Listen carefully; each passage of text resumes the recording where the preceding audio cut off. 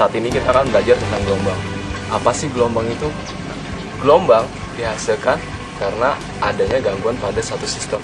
Contohnya teman-teman, di depan saya ada sebuah wadah nih teman-teman, berisi air yang saya campur dengan pewarna makanan supaya fenomena gelombang yang terjadi teman-teman bisa menyaksikannya dengan lebih jelas. Nah, saya akan coba memberikan gangguan dengan menjatuhkan sebuah benda seperti ini teman-teman, sebuah benda ke atas permukaan air ini teman-teman.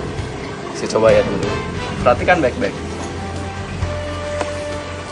Nah teman-teman lihat nggak, ketika benda ini jatuh, nah, ada gelombang yang keluar dari titik pusat tempat di mana benda ini jatuh, dan gangguan tersebut menyebar perlahan-lahan dan semakin besar, semakin besar, semakin besar.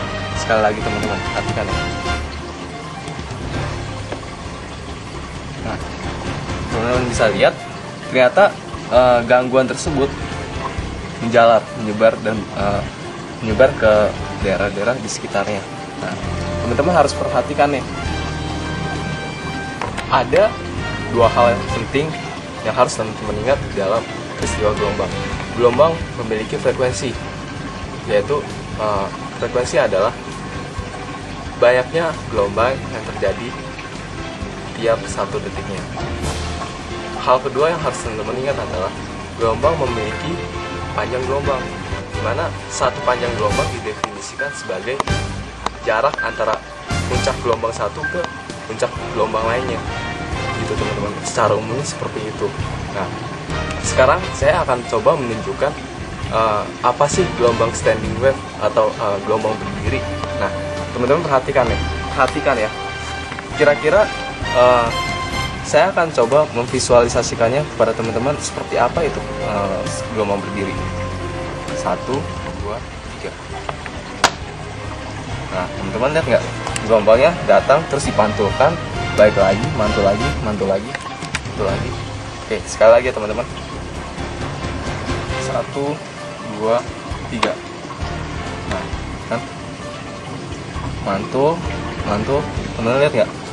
Inilah yang disebut dengan gelombang berdiri. Nah, kalau seandainya saya beri gangguan terus-menerus dan gelombang tersebut dipantulkan terus-menerus, dan gangguan yang saya berikan adalah gangguan yang beraturan, akan tercipta satu gelombang berdiri yang dimana terdapat satu titik yang tidak berosilasi teman-teman.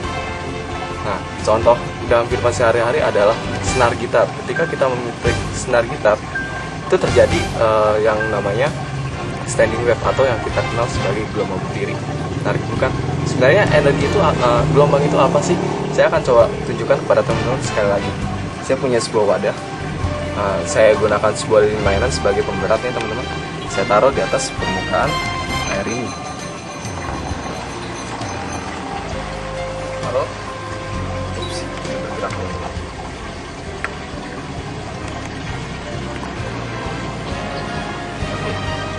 Saya akan coba berikan gangguan ya teman-teman, secara peraturan.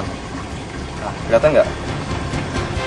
Benda yang saya taruh nih, lihat naik turun, naik turun, naik turun, berosilasi teman-teman, mengalami satu getaran. Gelombang yang saya buat dengan memberikan satu gangguan ini akan merambatkan energi di dalam perjalanannya. Jadi dengan kata lain, dalam setiap gelombang terdapat sejumlah energi yang ditransferkan, yang ditransmisikan teman-teman, sehingga menyebabkan benda ini dapat bergerak naik turun, naik turun, naik turun. Menarik bukan? Masih banyak loh fenomena-fenomena fisika dalam kehidupan kita sehari-hari yang sederhana dan dapat kita pelajari dengan cara yang asik. Nah, oleh karena itu tetap saksikan www.kucingfisika.com.